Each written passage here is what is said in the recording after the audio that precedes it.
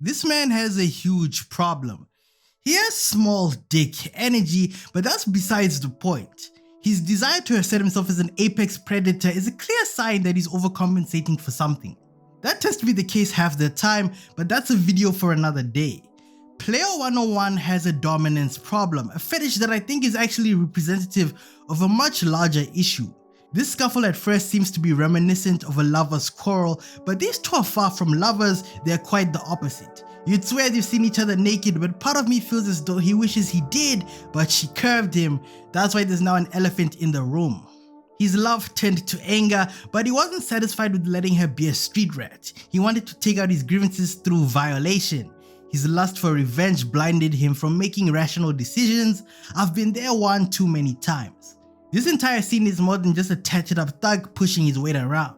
This is a power play that inevitably brought him down. Yeah, sure, this dude was the biggest prick this show has ever seen, but this act of aggression signified the beginning of his fall.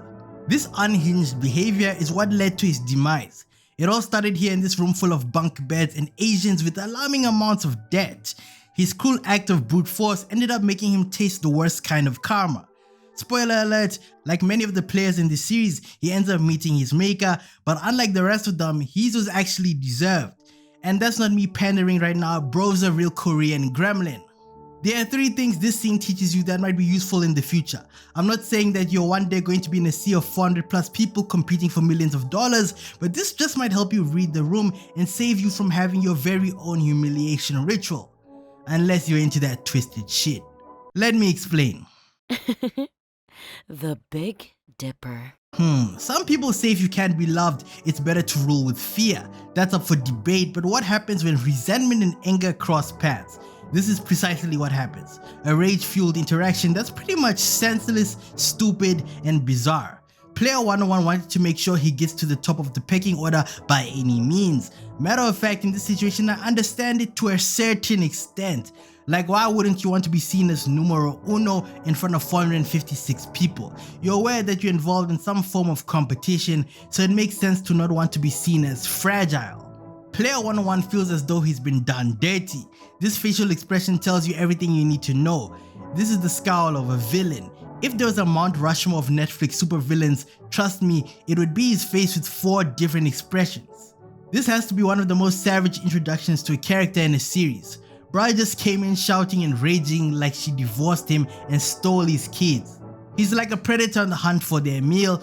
Player 67 is petite and timid, the perfect example of weak prey, the perfect catch. But as we all know, bullies never pick on anyone their own size. Keep that in mind. However, there's one thing that this dainty girl from the north did that went over everyone's heads. Don't judge a book by its cover. I'll address this in just a few. Now, to sum up a long story, he doesn't like her because he thinks she's an ungrateful, useless prick.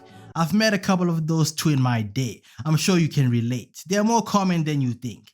Essentially, he's saying she bit the hand that fed her, blase blase blah. Might be true, or maybe this dude's desire to conquer exceeds his ability to read the room, a classic mistake. We don't know the validity of the statement because from the interaction, she was pretty much stonewalling this guy, so he might be a biased narrator. This dude is meeting the typical brute stereotypes. They say the dumber a person is, the more likely it is for them to use their fists to get their point across instead of trying to talk things out. Meh, personally I think if you're going to act like a pussy, don't be surprised if you get fucked with or without your consent. Ho. Player 101 is xenophobic. But this xenophobia is a veneer for his deep disdain towards her. He pushes her around and tries to use the fact that she's from North Korea as an excuse for why there's no need for him to respect her or anyone else in the room to either. This was just the writers throwing subliminals at Kim, ain't no other way to look at it. This public display of power and authority is nothing but a humiliation ritual that eventually made him hated. Ironically, he had a lust for power throughout the series that eventually got him deleted. This is nothing but a cautionary tale. Power corrupts, and funny enough, his fall was at the hands of someone who is objectively mid. Seems to be a tale as old as time itself. Some depictions of Delilah show as this dyke who clearly needs Ozempic, but she managed to turn Samson into a beta. So hey, these things happen.